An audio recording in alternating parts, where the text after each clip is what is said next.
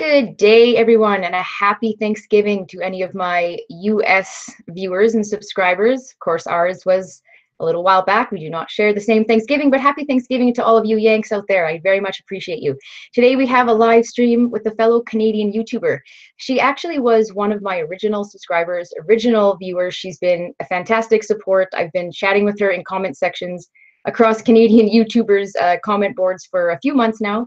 She decided to start her own channel, and I guess without further ado, I will introduce her. This is BC Barbie. We're going to call her Barb, and I will let her introduce herself, tell us a little about herself and why she decided to start YouTubing and what she's doing with her channel. So welcome, Barb. Go ahead. Hi, Kelly. Hi, everybody. You can all hear me okay? I'm so honored to be here today. Really appreciate you having me as a guest on your channel. And yes, I have been a fan since the beginning, since I first clicked the like on Kelly Day's channel. And you were a big part of why I decided to become a YouTuber, as well as a few other Canadian content creators. And yeah, I guess that's all I can say at the moment because my nerves are getting to me.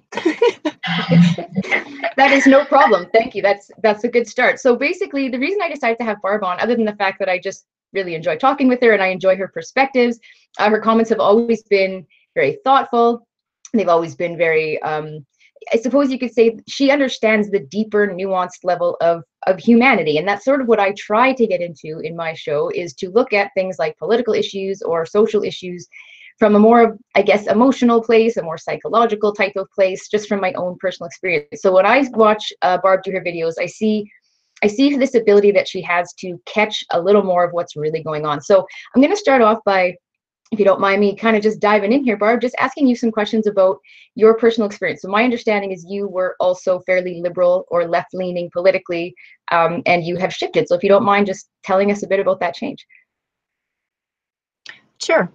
I would say even unpolitical prior to the 2015 election here in Canada. That was pretty much the year where I started to become aware of events and thought, you know, I need to be a part and take some responsibility for what's going on in the country. And but I didn't look very deeply into any of the issues, and I just sort of went with my initial reaction, and I covered up whose platform it was and just looked at the points and made my decision based on that. I didn't put a lot of thought into it, and so I voted Liberal, and regretting it, of course.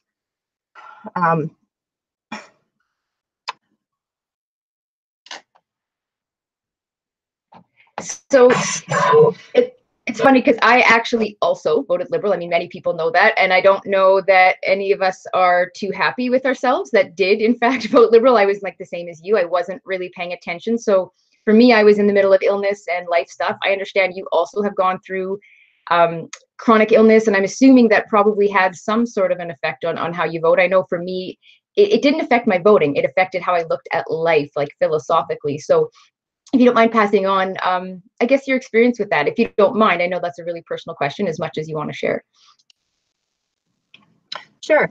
I had always kind of considered myself to be conservative rather than liberal in my values, but it was more making a political statement, making a social decision. And by that, I was definitely influenced by what I was feeling in society, the messages I was hearing, and what I was getting from mainstream media.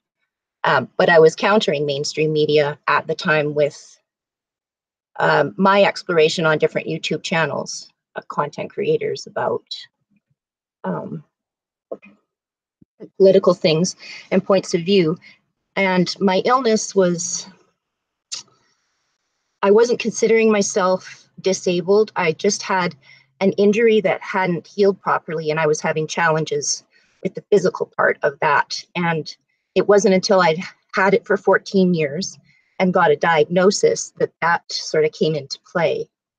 And at that time, it was more I needed help, and I went looking for help, and then found that the system that I had thought was there and would be there for me if I ever needed it really wasn't. I didn't fit the criteria. You know, as much as I've talked to you, Barb, I haven't actually heard this story. And you said that, and I immediately, if you saw me, I don't know if anyone else can see me while Barb is talking. I don't think you have the same cut screen ability out there, guys, but I'm just emphatically nodding my head, to understand that feeling that the system that you suspect or is supposed to be there for you ends up not being there for you, and that you don't fit into the criteria. That is something I completely relate to. It feels like there's a lot of programs and a lot of groups and a lot of boxes to check off, and if you're not in those groups or those boxes, you're kind of screwed. And I, for some reason, was always in that, oh, you don't quite qualify because of blank. And it was very frustrating to see people getting help and maybe not even caring about it, and then finding that I couldn't get anywhere. So I completely understand. So I wouldn't mind if you expand on that a bit, in the sense of what that felt like, because for me, that was a big part of me switching over from what I would look at as a view of positivity towards socialism versus negative, I guess, view.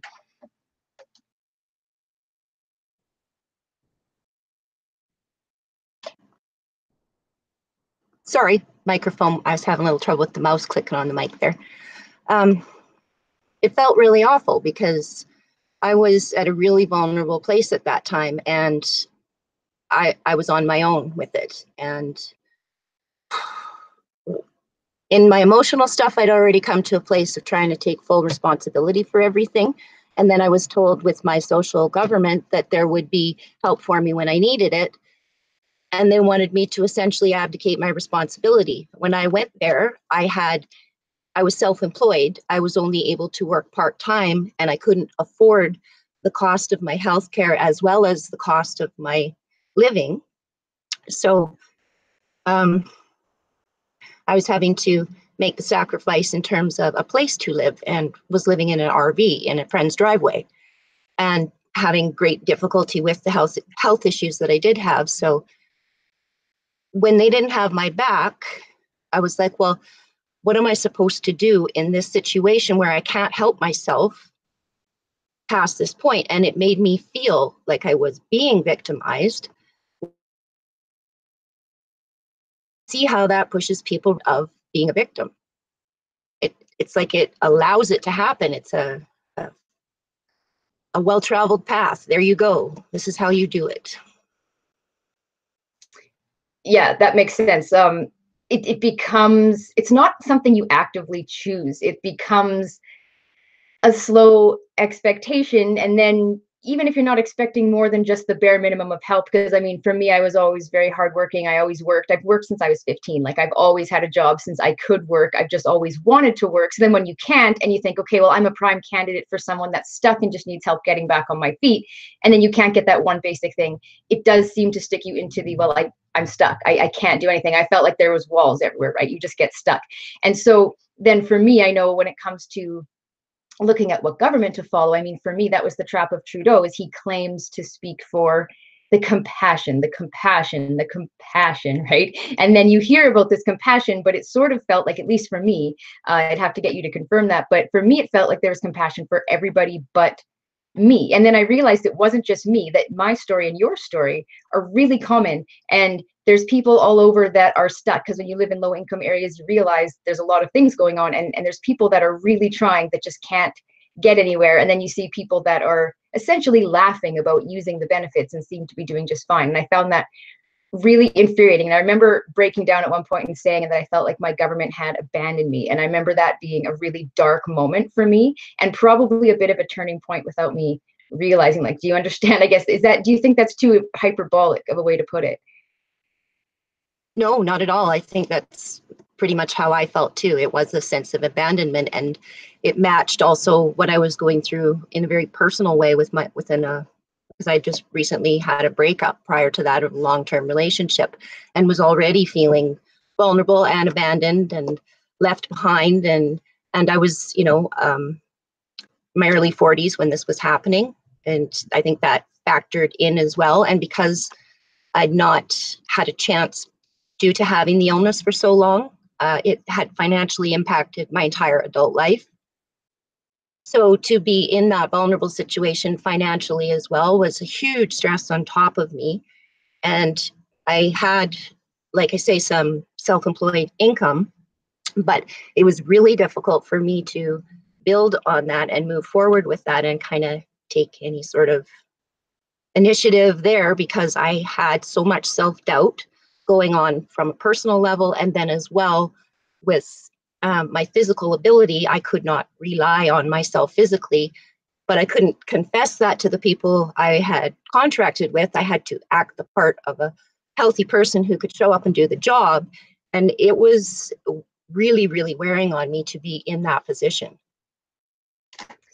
Yeah, that position where you feel like you're failing people, kind of, right? And if you either fail someone or you fail yourself, and you have to pick. Because I know for me, when I was still going to work, it was getting stressful because I'd missed days, and then people would be upset because they'd have to cover, which understandably. And then I was in a union, which, God, that's a whole other live stream discussion. But I was in a union, and I was just told I was above the, I was higher than the corporate absenteeism rate, you know, which is basically 5 days a year. Well, if you've had surgery, that there goes the 5 days a year. If you have a chronic illness, you're screwed, right? So it was just always this feeling of, I'm not doing enough, I'm doing something wrong, I'm screwing other people over. You know, it's definitely not a fun position. I don't miss those days at all. So as far as going into, I guess, where you're at now, I understand that now you're a Max Bernier, a PPC supporter. So I mean, I wasn't going to dive into the Max stuff till later, but it's kind of flowing that way. What is it about the PPC? What is it about Max Bernier for you personally? Because there's a lot of policies that people agree with, lots of reasons people are following him. There's the UN compact that he stood against. There's lots of reasons, but for some of us, there's also a very strong personal or ethical reason, I think. And I know that's how it is for me. So I'm curious, what is it in Max Bernier and in the PPC that inspires you or makes you a follower? It's a great question. I love to talk about Max. He just impresses me entirely as a human being. And he did before he started his own party, just when he was running for leadership of the Conservative Party. That's when I had already sort of realized I was a conservative, not a liberal, especially the way the liberals are running things now. And I wanted him to be the leader because to me, he is a leader. He just has all the characteristics of a great leader. And the fact that he takes personal responsibility for his mistakes and for his choices and how he wants to govern, that speaks directly to what I've struggled with in my own life and know to be the critical difference in how good decisions are made over bad decisions. I think that's what I'm looking for in somebody to run the country is, and I wish I'd had that level of clarity before I made my vote in 2015. Outside of that, I think his true conservative platform is what Canada needs, especially now after what Trudeau's government has done to Canada.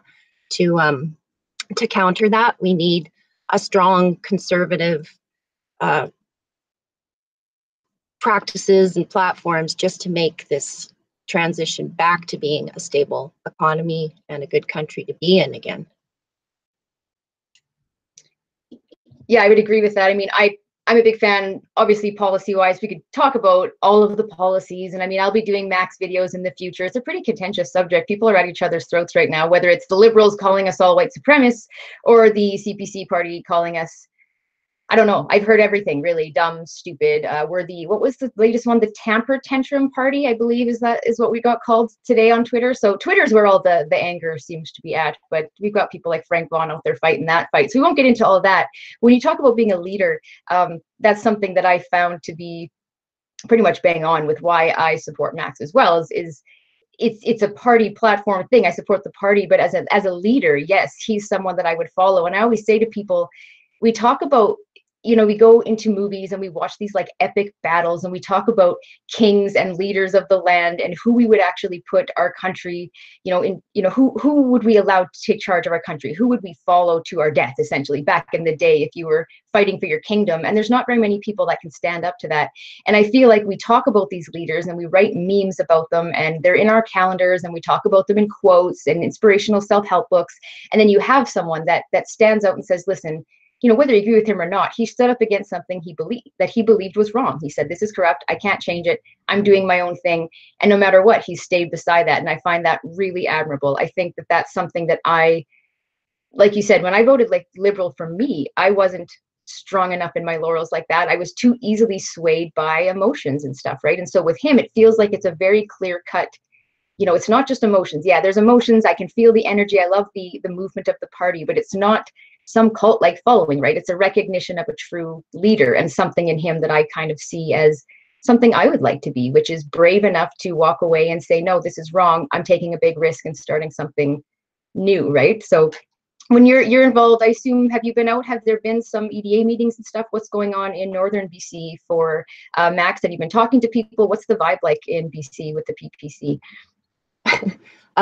No, I don't talk to people too much at all. I'm quite a hermit, and I don't have a big social life in any way. So only a couple of the people closest to me have I even mentioned anything about PPC, and that's part of the reason why I started my channel, is because I do want to be able to talk about these things and to support and promote the People's Party of Canada and what Maxime is doing.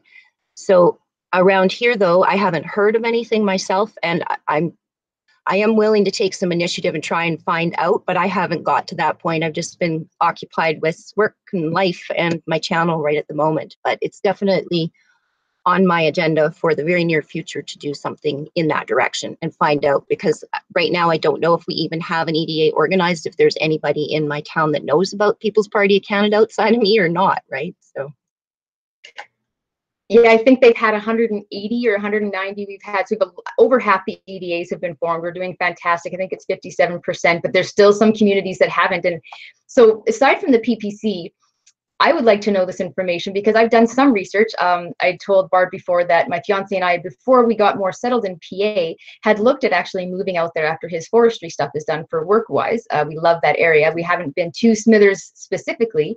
So we had found out that there is at least one decent NDP MP, in my opinion, in this country. And I think it's the guy that runs for that area. Nathan Cullen, I believe is his name. Now, I understand that he's a decent guy, but I'm not an NDPer. What are your thoughts on, like, what's the political environment like, PPC aside? What is it like in that part of BC? As a Canadian, everyone looks at BC as the lefty zone, but I've heard people from BC get quite mad at that because as soon as you get away from the coast, it's actually pretty conservative when you get into like the mainland over by the Kootenays. So what's it like in northern BC? What is the political climate? Is it more like Vancouver Island? Is it more conservative? wow. Okay, so gotta represent now. Like I said, I'm fairly new to the whole political spectrum in Canada, so I have tried to educate myself a little bit, and just, you know, my own personal experience being here, we were much more a conservative riding back in the day, and it's definitely changed. We have a lot more people move here in the 90s especially, and then over the last decade as well, from back east, and bringing with them a lot of liberal education, liberal mindset, and NDP as well. And I would say I met Nathan Cullen 2001 when he was just getting started, I think. I was actually working in a place that he often came into and photocopied papers in all the time. So, and that's how I first knew him. And I think he wasn't a member of parliament. He was making his run for it at that time. And he was a very nice person. It was always a pleasant customer, and he's done really well. And I know a lot of people around here really have a lot of respect for him. I don't know much about him myself, and I've had other than that, very little to do with him. And I just, you know, NDPs to me are socialists, so I'm not a big fan of socialism. But why? It's such a wonderful way, and it's always good, and it's never been implemented properly. Isn't that the argument? And look at Norway. Oh God, I could think of every NPC argument for socialism that I've had on my channel and elsewhere right now, and they're all the same, and they're all incorrect, sadly, but true. But this is why I enjoy having the socialism discussion, because I know that some of us, when it comes to some of us conservatives, have even admitted to voting NDP, you know, at some point in their life. Often it depends on the part of the country you're in. It depends very much on the candidate, right? So, but yes, ultimately NDPs are kind of as far left as you can go in this country. For any of my American or otherwise viewers, the NDPs are the New Democratic Party of Canada. They are further left than our Liberal Party, if you can believe that. It kind of goes Green Party, which is pretty self-explanatory, quite small, and then you have like your NDP and then Liberal and then Conservatives, which are kind of in the center now, I guess. We're hoping that, you know, they're going to keep Conservative over to the right, and then we have the PPC, who's claiming to be the only conservative option in Canada, which of course I'm not going to get into because I know not all of my viewers are PPC fans, and that is not going to be the whole topic of this video, but just to give some political landscape idea for anyone that's not living here. I live in Saskatchewan, which is a far more conservative place, at least in the rural areas. So it's always interesting to find out what's going on elsewhere in the country. Now, you've been talking a lot, not to kind of dive back, but it all sort of ties in when you talk about socialism. Of course, we're in a country that does have some social programs. We have a fairly strong safety net, or at least we thought they did, right, Barb? But there is some sort of a safety net. So we talk about low-income housing, things like that. You've done some videos on the housing projects out in Smithers, which I've sort of watched about half of it. You had done it sort of at the beginning of your channel. What is happening with the housing projects out there, and how is that affecting you personally?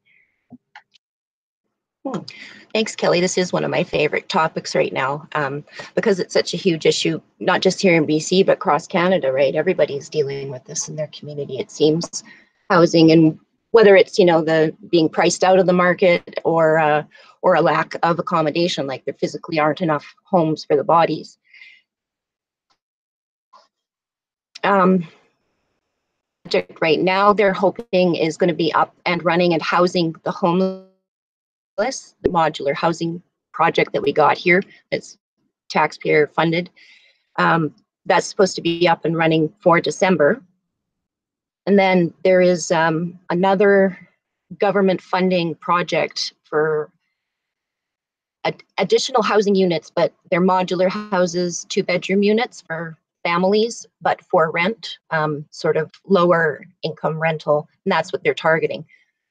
What I had noticed in the last couple of years, there have been a lot of housing developments and initiatives in our community because the town's growing rapidly and there's a big need for it.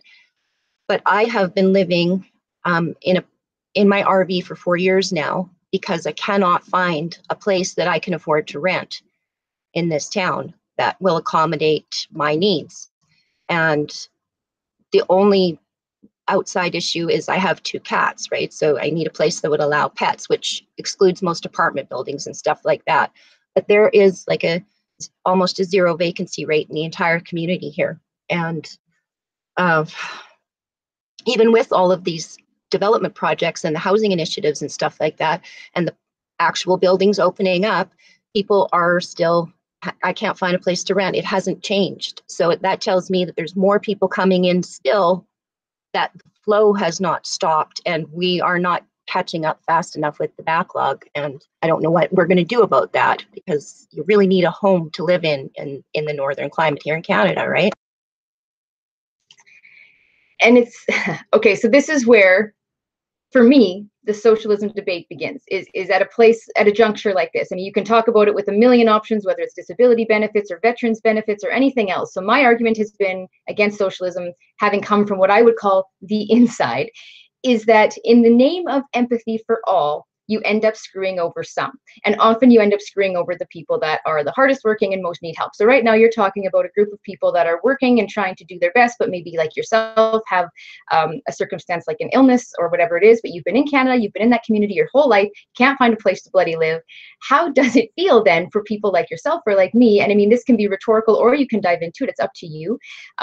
When you do see something like what's going on at Roxham Road in Ontario, or Quebec rather, and you see the government handing out like millions and billions of dollars to hotel rooms for people that have come here knowingly, illegally, between 2 border crossings to use our social services. Like, to me, do you feel like, in my opinion, I feel like we're going to eventually have to cut more things to pay for that deficit.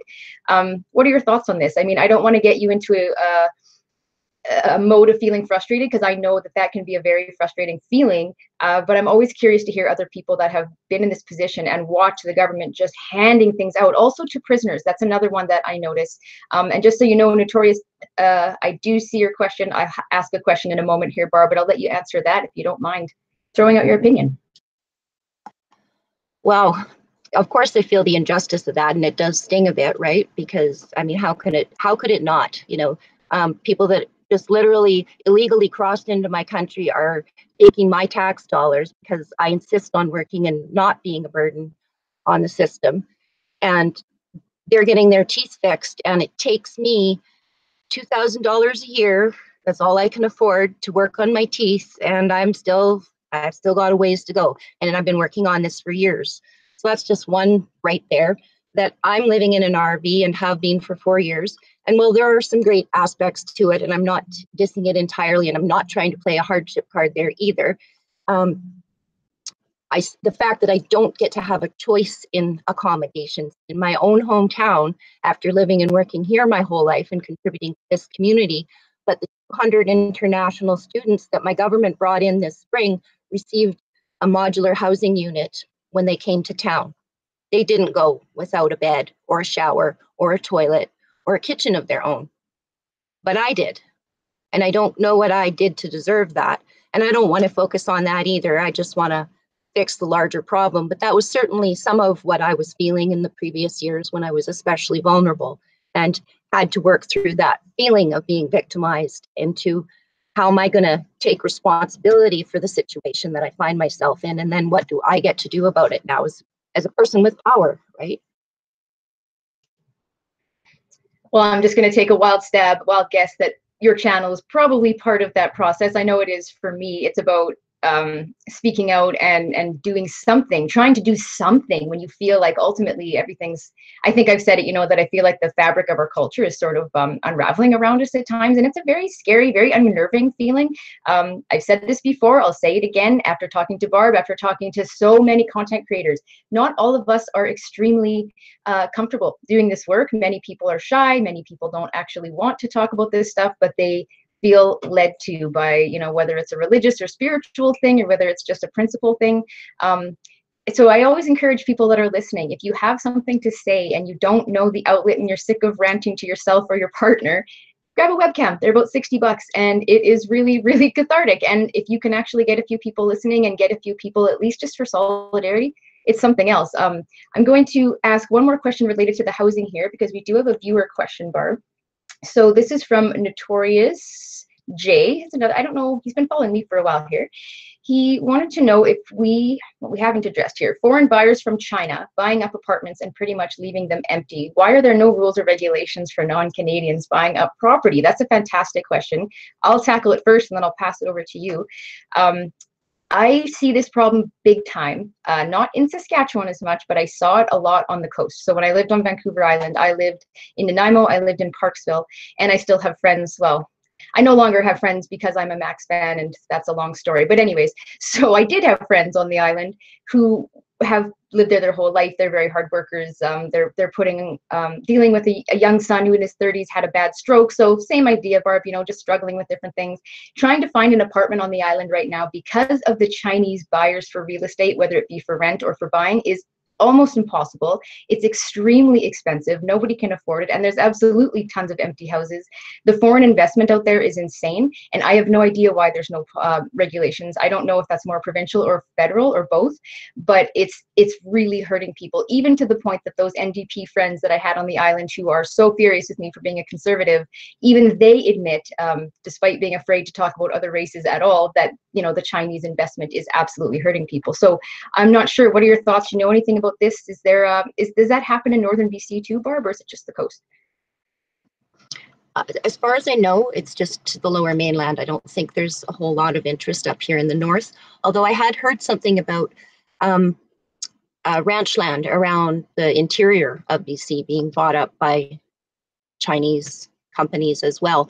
And I did go and look for some on that, and I couldn't find any articles to support that. So I'm not sure if that's true or just some rumor out there. As for that particular issue, I don't know. I haven't followed it, and politically, I can't speak to it at all. I would say that probably Christy Clark has something to say on that, and I'd like to hear from her about it, but I don't know for sure. And I do know one of my parents lives in Powell River and recently had said how much the town was increasing in size, and it's been a fairly stable small town population for a long time because of its remote location on the south coast.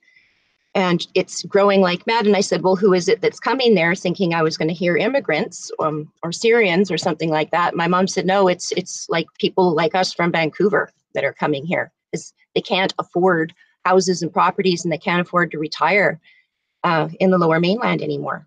So that if it's happening in places like Powell River, I'm sure it's happening in other smaller communities across BC as well, that we're seeing some of that because of a result of that particular event happening here.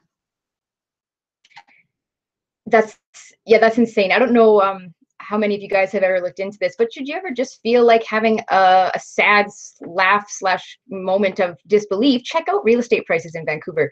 If you were to look up, you go on like MLS or realtor.ca and you look up a minimum and a maximum for housing, if you put the max at about 400,000, good luck finding anything other than like a 1-bedroom condo. It's absolutely outrageous. I live in Saskatchewan, where I live in a small city right now, but I think the greater area might reach about 60,000. It's a strange population type of area, which is another story altogether. So it does shift, but it's a large city. So everything's a bit different in Saskatchewan. It's fairly expensive here, but you can still afford to buy a place. You can buy a house, like a 2-bedroom house like the one I'm in, for 130,000, 140,000. I lived in a small town before this where my friend is selling his house for 35 grand, and it's a great little 2-bedroom bungalow with a 2-house garage. It's or 2-door garage. It's got 2 bedrooms and blah blah blah. So it's just amazing to me that someone would spend $500,000 on like a 2-bedroom condo. It's impossible. The poverty there is outrageous, and yet we have, in my opinion,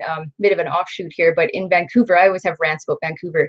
Very rich place, so much money. You never seen so many fancy cars and Prada bags and rich folks walking around downtown in your life, and yet always amidst this insane poverty. The drastic gap in Vancouver, and all of that is just insane, and yet they're all fighting for more socialism, essentially, and not any regulations that would actually help to fix this problem.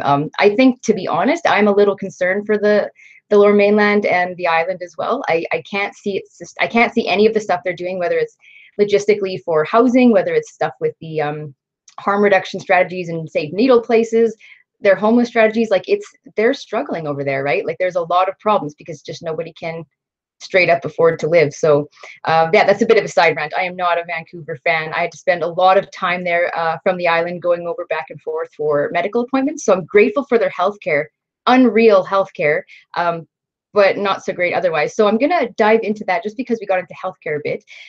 What is the healthcare like in northern BC? I know, because I've looked for jobs and stuff there because of seeking it out as a place to live, that you guys are short sometimes on doctors and medical professionals, and you're bringing in colleges and stuff and programs. What was your healthcare experience like? Also, can you explain to some people how BC healthcare works? Because I don't think a lot of people realize there are premiums in BC unless you're under a certain income. So I wouldn't mind if you explained your knowledge of that to some people. Sure. Okay. I actually don't have all the facts and numbers right in front of me or anything about how our MSP is set up, MSP's medical services plan. So it's a premium, and I don't really understand it. Actually, I've just been a part of it my whole life. But I do know from my own experience living in this community, just finding a family doctor. When it was a really small community as a child, when I was growing up here, it was fine. We had enough family doctors, but we experienced some rapid growth. And in the 90s, that especially increased, and we just didn't get enough doctors coming here to handle that. So, wait times for appointments increased. I remember, spending easily an hour with my doctor when I was a kid for whatever reasons. But, as an adult, you're lucky if you can get 10 minutes, and it's 2 issues now, and that's all they can cover. That's all they have time for. And sometimes they wait weeks for an appointment because my doctor only works certain days and she's booked. And I know that's true for everybody. And we do lose doctors because the challenges of living in the north. I think it's very expensive to work up here as a doctor. I don't think you actually make a lot of money, especially if you're running a clinic. Like any other small business, right? They go through all those trials and tribulations too in socialist Canada. And that doesn't help them deliver services or be compassionate, caring. They're often stressed out, and you can see that and you can feel it in the level of care. And that's not to diss them, because they do work hard. And I don't have a lot of bad to say about the actual individuals in the healthcare system. I think it's people making the best of a bad system that they have to deal with.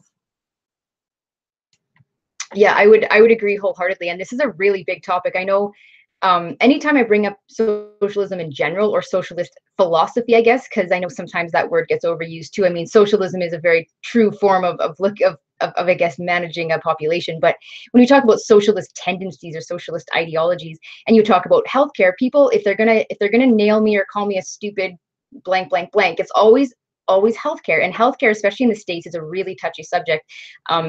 Of course, because it's funny, in Canada, we tend to think it's either or. Well, Canada's better. No, the States is better. Well, what if neither are better? What if both have major issues? The States has, of course, crony capitalism and major issues with HMOs and pharmaceutical companies and big business. And then we have major issues with wait times and high death rates and high wait lists. I think we have like the highest wait lists in the industrialized world because of just the way things are set up. So I find this to be, it's a touchy subject. I'd like to do more on it someday, because I don't know that either of our systems are the best. I think probably we could both do something to improve it, but it's very hard for me. I always wonder how my situation might have differed in the States, right? Okay, yes, I would have had to pay for things, but would I have gotten back to work faster? Would I have been diagnosed faster? These are all unknown questions that I don't have the answer for. All I know is how many people I know that have spent a ton of money to go down to the States and get a surgery or get a diagnosis or anything else, right? So in BC, now, just to give a little bit of context again for my non-Canadian viewers or someone who hasn't lived in BC, every province has its own health, has its own health jurisdiction. So they're dealing with their own provincial health stuff, but there's of course Health Canada overshadowing it all. BC does have premiums. I think, I don't know what the cutoff number is either, Barb, but I think when I was there, I didn't have to pay because I was off on disability at the time, or off with no money. And so I think it's under, 12,000 or whatever the tax bracket is for CRA. So people that are poor don't have to pay a premium, but otherwise it's $60 a person, 120, a couple, and 300 for a family or something like that a month. But I'm telling you, it does seem to make a difference, at least in Vancouver Coastal Health. That was unbelievable healthcare. I've never experienced such a high level of care. But like you, Barb, I also don't complain about the providers. It's not the providers. They're almost always fantastic. It's the system that they have to work in, right? That you sense that the stress and the burnout is high. That's kind of the impression that I got.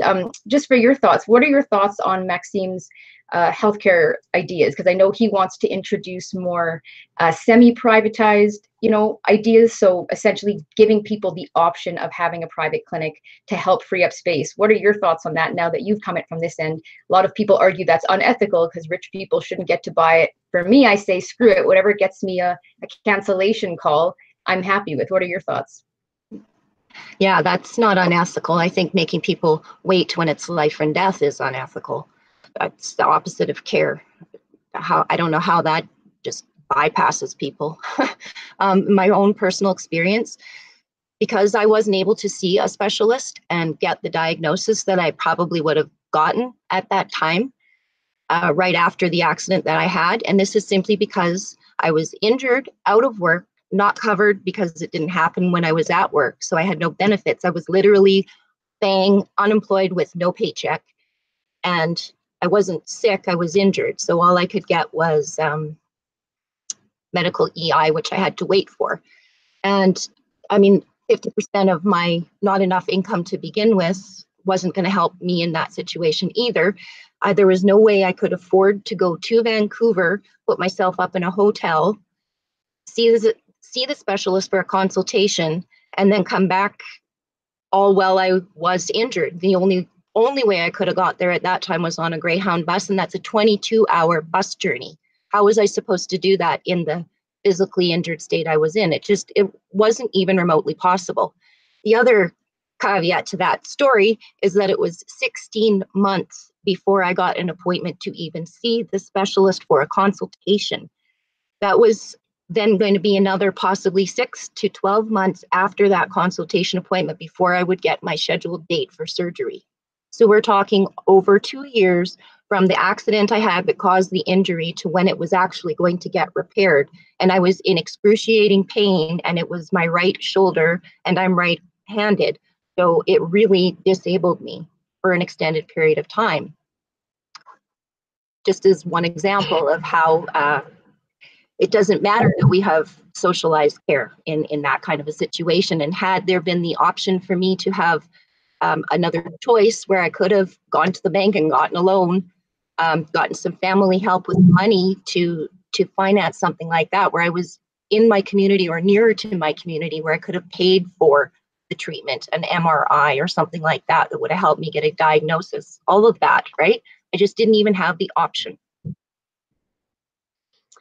Yeah, to not have the option, to feel stuck, right? Like to not even say, listen, I'm willing to borrow $2,000 to get this CT scan of my shoulder or whatever, right? To be able to just say, there's something that I can do. And I've made those calls. Maybe you've made them too. I've made the calls even when I couldn't have paid it, just out of just trying to feel like I was doing something active and trying to make things better. So I remember calling a place in California for my last surgery because I was waiting so long. And I've experienced the same thing. I mean, your story, I wish, Barb, that story that you just told me was like the only time I had heard it. But it's so sad how many people have had not just wait times and having to.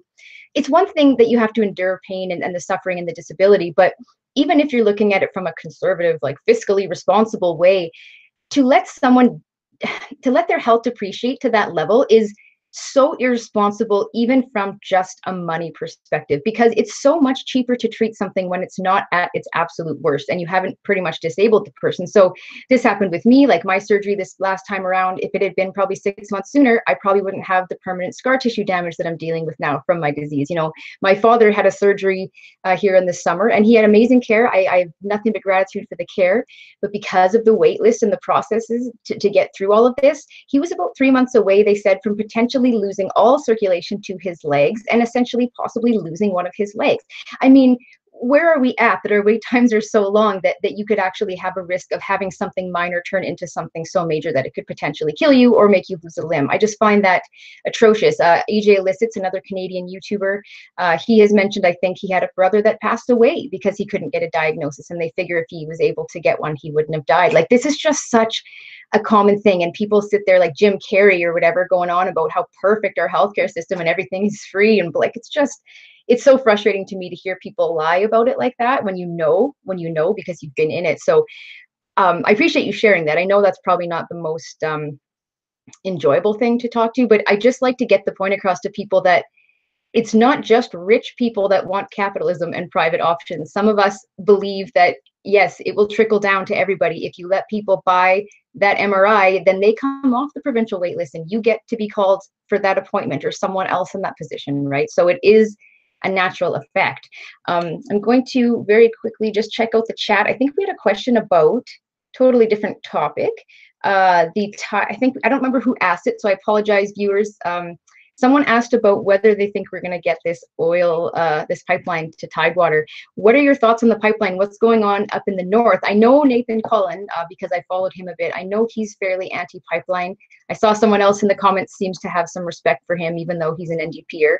We all think maybe he shouldn't be an NDPer because he's so rational.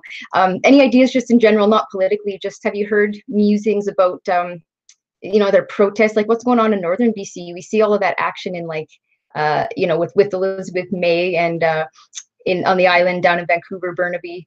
What's happening up in the north? I actually don't have anything to report on that around my community whatsoever.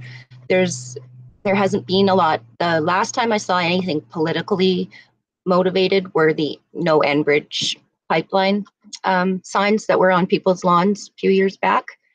Other than that, I think it's going on in more political circles, and with the Indigenous Indian bands being a part of it and stuff like that. I don't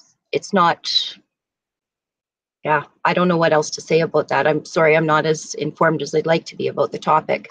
I don't think that our government bought that pipeline with any intention of getting it up and running. I think they bought it to sit on it. That's my take on it.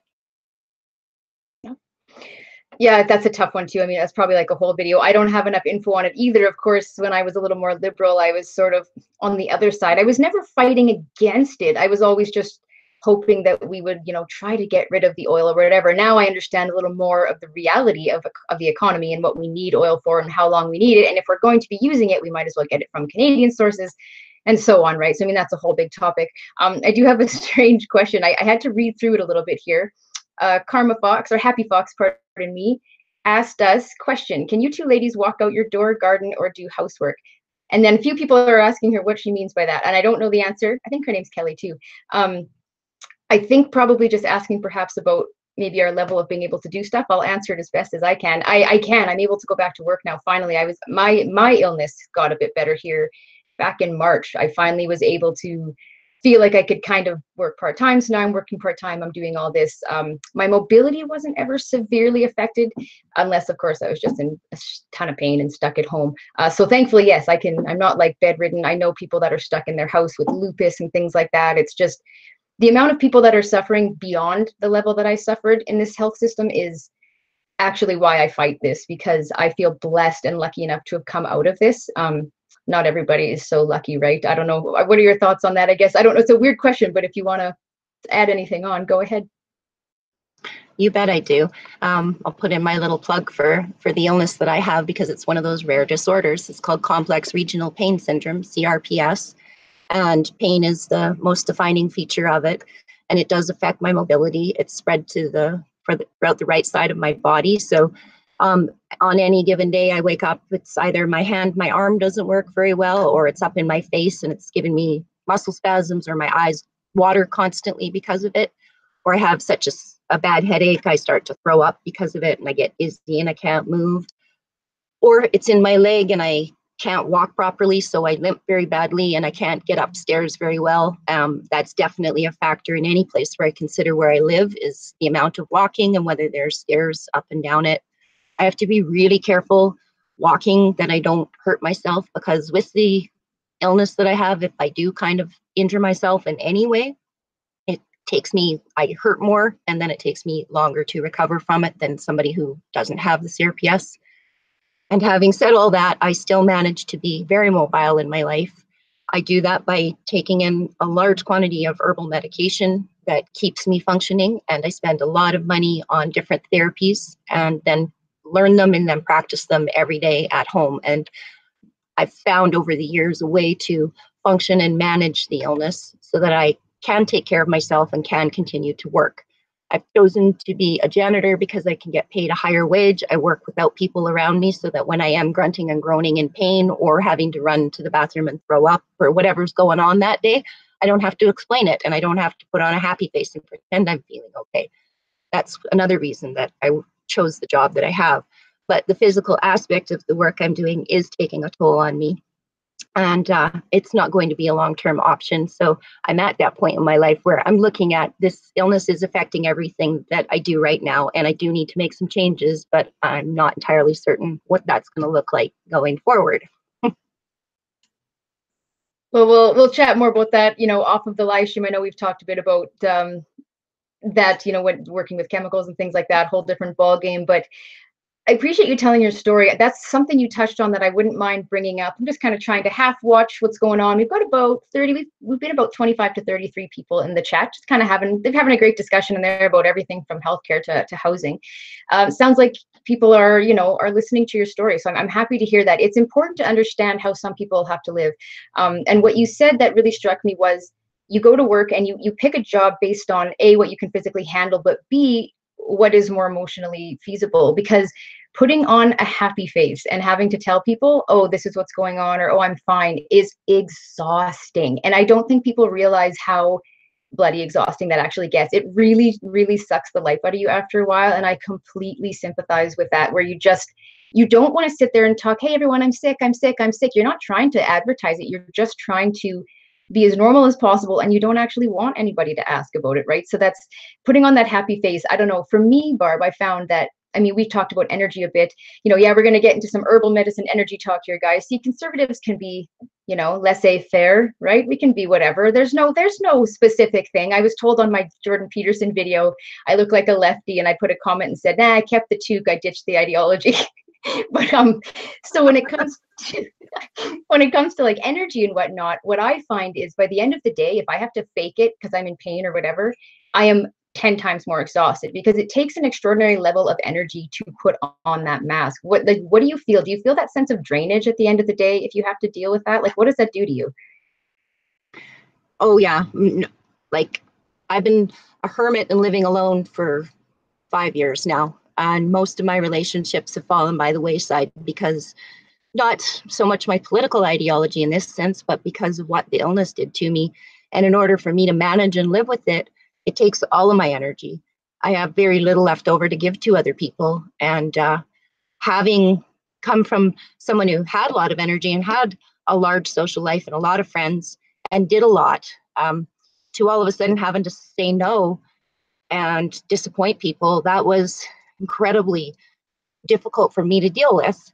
So to retreat from that, not make promises, not have to let people down all the time, took the burden of that off of me. And then the same thing was going to a job where I don't have to explain why I look the way I look, why my face is that way, why I'm dragging my leg today, what's going on, let's talk about my illness and all of that. That just, yeah, it's absolutely, well, it's impossible to deal with on a daily basis, year in and year out. I mean, I'm going into year 17 with this, so this is like a long haul for me. But it certainly affected all my relationships. And the few that I have left are the ones that are understanding enough that they can cope with me being a very small part of their lives, I guess.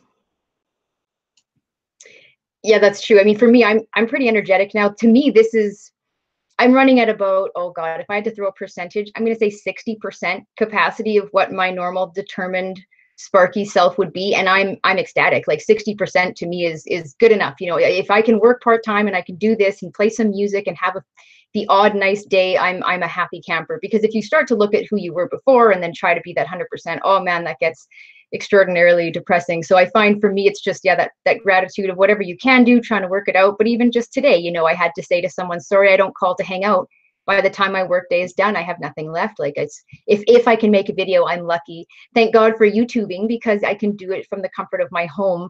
You know, I can be wearing sweatpants and you guys don't even know. So it's one of those things where it's kind of a bonus, right, to have that ability.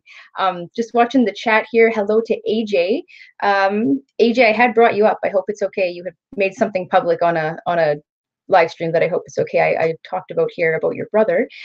Someone had asked another question, but now it was AJ. He asked about Dr. Jordan Peterson's all meat diet with him and Michaela. I'm not sure if you've heard of that. He said maybe it would help. For me, I have actually, it's funny he says that. I started eating, started craving red meat. I couldn't digest red meat for years because of my issue being near my intestines. So I couldn't eat it for years. And then I started craving it this spring. I'd crave steak. I'd wake up and just want a steak, which makes no sense. So I thought, well, I'll just follow my cravings. And I started eating about 2 or 3 ounces of meat 2 or 3 times a day. Absolutely amazing results. So I haven't switched to an all meat diet, but I greatly reduced my carbs and greatly upped my protein. And it's been such a huge difference. Going vegetarian for me, worst thing I had ever done for my health. What are your thoughts on that, Barb? How do you handle it diet-wise? Just for anyone that might want to know how to manage pain and whatnot, because I'm sure we've all tried and we've done the trial and error thing for years, as it's looking like Faye and many other people in the comments have tried all of these things. They're talking about turmeric down there and everything. So what are your thoughts, Barb? What are your go-to remedies? What's your diet thoughts? Well, for sure, diet was one of the things I went to right away, because that's, you know, within our control, something you can immediately take action in your own life. You don't need to wait for a doctor or anything else to do that. So once I got the diagnosis, and did some research about it. Diet's a big part of it. So I looked at what I was doing wrong and started doing food elimination, found out that I was actually lactose intolerant. Yay! And kind of proud of that now. And outside of that, I found that a lot of vegetables didn't agree with me. And a lot of what I was calling medication-induced indigestion was not, in fact. It was the actual foods I was eating. And then gluten was another one, cut that out. And that did leave me with mostly meat and potatoes. And I started to feel better right away. And then I found the keto diet, did that for about 6 months, but it was too much fat for me. So I didn't respond as good as they said that you can on that kind of a diet, but definitely eating more red meat and animal fat. So I eat a lot of butter and bacon, has made a big difference and is resolving a lot of the issues, and definitely helps with the energy and quality of sleep, I find, as well. It's funny you say that. Same thing for me. Energy and quality of sleep, huge difference. And red meat specifically seems to be the one. I respond beautifully to beef, to bison, elk meat, moose meat is also fantastic. So now I'm getting hungry. I just want to have like a big roast or something tonight. But I'm definitely not a vegan. We'll put it that way. Not that I don't have great respect for people that, you know, I've met vegans that are really healthy. I have a gal I work with who's a vegan. She's pregnant. She's as healthy and glowing as you could possibly imagine. It works for her body. I'm all down for that. When I was vegan, I was just gray and I had no energy. I just felt like crap. But yeah, I find it really interesting how many people are having success with this all meat diet. It's funny you mentioned keto. I work in a natural health food store, so we have a big keto section. We're kind of the only store in our city that addresses the needs, and lots of doctors are sending people over for everything from diabetes to weight management to, you know, and energy, chronic illness, inflammation. So it's been interesting. Some people respond amazingly well. The next person, it's not perfect, but I'm happy to hear you've had some luck with that. I don't know what it is, but I'm just watching. I'm trying to watch everything in the comments. I'm missing some of the big ones, but lots of meat lovers in there. Lots of people that are talking steak and carnivorism right now. We're probably all just getting hungry. You're welcome, guys. You're welcome to anyone who's going to go eat a big US Thanksgiving dinner. But I'm going to be probably slowly wrapping it up here. If anybody in the comments would like to ask a question of either myself, but preferably of Barb, since she's the one that is visiting my channel, then we'll let that kind of go. I'm not going to basically dive into any huge topics, but I wouldn't mind just chatting with Barb just a little bit more about her experience as from an emotional sense, right? So when it comes to doing all of this stuff with political commentary, with social commentary, you've been, Barb, one of the kind people. For anyone that doesn't know, please do subscribe to Barb's channel. She is willing to take one for the team and listen to all the garbage CBC articles for us so that we don't have to, and report on all the garbage propaganda that they're spewing. So big round of applause to you, Barb, for doing that, because God, I can only stomach so much. I hope it doesn't make you more ill. But what are your feelings doing all this? I would like to know more about the sense that you have of what's happening in Canada and the impending sense that you have. This is more of an energy question. I know you're a sensitive, empathic person, and I love talking about this stuff, and I don't get to talk about it very often on my political channel. So if you can just dive into anything with that, what is your sense? What is happening in Canada? What are your biggest concerns, and how does it feel? All right. Well, a little bit with the CBC review thing that I'm doing there. That's sort of like, you know, when you look into the abyss too long, the abyss looks back at you. I do have to watch out for that and not to overindulge, because I don't just watch the national or Power and Politics or whatever the episodes are once. I watch them a few times, and I stop and go back a few times, make sure I understood what that person said, or what was that I just heard. So I do spend a lot of time there. And having come from a place where I previously considered myself to be quite indoctrinated with all that liberal bullshit, I have to guard against all the time kind of falling back into it.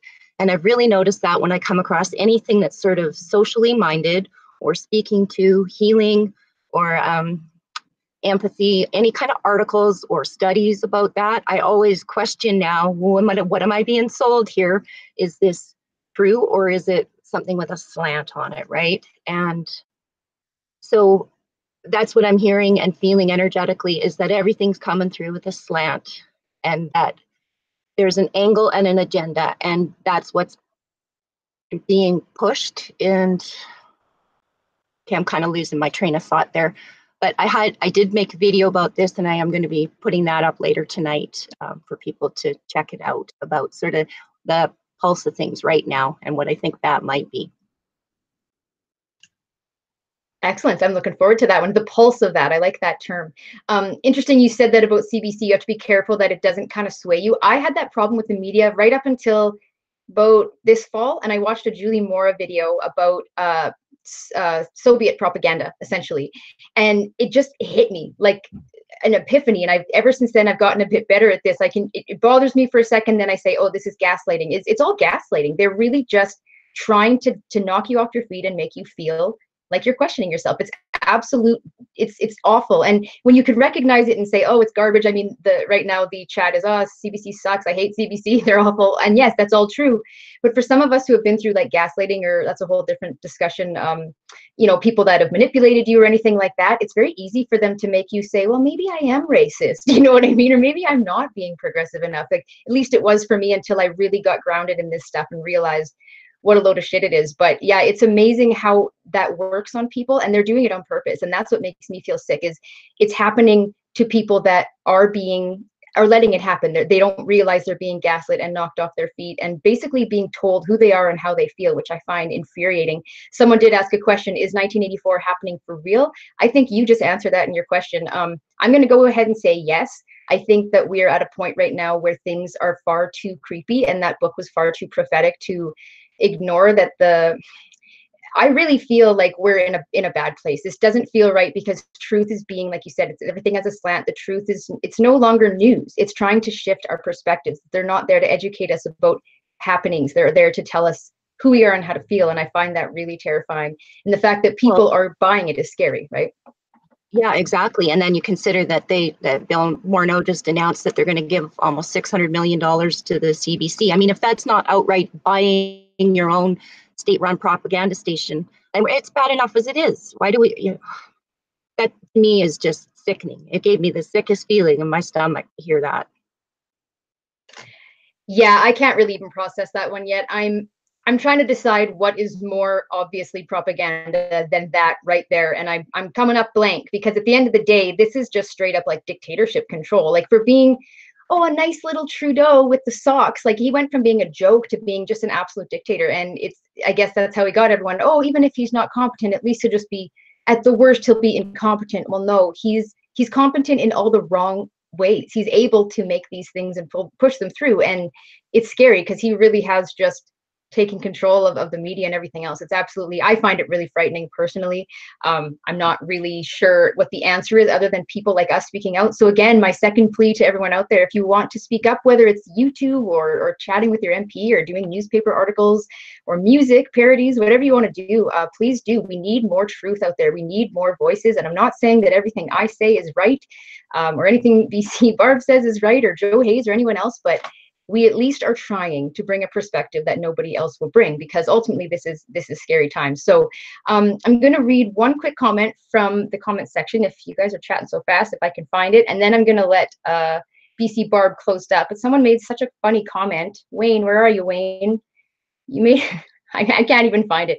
I'm trying to scroll through it here, and I'm not going to be. This is the part I still suck with live streams, is finding stuff on the chat. But Wayne made a comment about vegans, and if everybody, oh God, I'm going to have to find it. Oh, here we go. Can you imagine if there was a zombie apocalypse and a vegan got bitten and they turned into a zombie to eat human flesh, spend their whole lives being a vegan?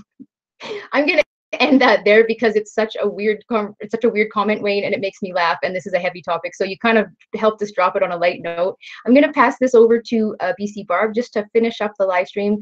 Basically tell us anything she would like us to know that she hasn't had a chance to say. She can plug her channel, she can sing a song, whatever you'd like, Barb. Just feel free to chat a little more. Thanks, Kelly. Oh, geez, put me on the spot. I didn't have anything prepared for this because I almost get more nervous when I make a whole bunch of notes ahead of time. And then I have to refer to them because it's not like in my head, and I'm just trying to be natural and flow with it. Thank you to everybody who showed up to participate today in the chat and listen to us. I really appreciate the views and the comments and the interaction. I'm very much enjoying being a part of the Canadian YouTube community, as well as a PPC member, and I hope to, again, do a little bit more in terms of that role, and promote that on my channel as well, which largely was the impetus to start the channel, although I'm finding a lot more personal connection and meaning in making videos, and I think I could expand on it beyond the initial intent that I set out to do with it. And I hope to grow, and I hope that other people are going to grow with me, and I hope that I'm helping conversations start, because I think the shutting down of speech in any form is truly dangerous to not our democracy, but our freedom. And I'm all about having freedom. Well, for being nervous, I think you pretty much summed that up just about perfectly. So thank you so much. I really appreciated having you on. I love your perspective, Barb. I'd be happy to do it again, should you be open to it. Everybody, please do go check out Barb's channel. Please feel free to throw a like on this. My understanding is these things, algorithm-wise, get out a little further if you do put a like as you're leaving the chat. That would be great. Beyond that, one quick question to answer for AJ. I'm not monetized. I don't know why. I just haven't decided how I'm doing that yet. I think I'm going to go the Patreon route, but I'm going to make a video and do a chat and ask everyone's opinion. So you can like throw me some money if you want, AJ. I'm not going to argue with you if you feel like just sending me some money. But anyway, so that about wraps it up. Thank you guys so much for showing up. Great day again. Happy Thanksgiving. Happy Turkey Day to all of my American friends. And I'll be putting out some videos here in the next couple of days, doing another live stream Sunday. We're going to talk more about poverty from a libertarian perspective with a Canadian Libertarian coming back on for a second show. And yeah, thanks again, Barb. You have been awesome. Please check out her channel, and peace to everyone. As always, be good to each other, but not because the government tells you to. And I'm going to end this here. Barb, you'll still be on. Have a good day, everyone. Bye.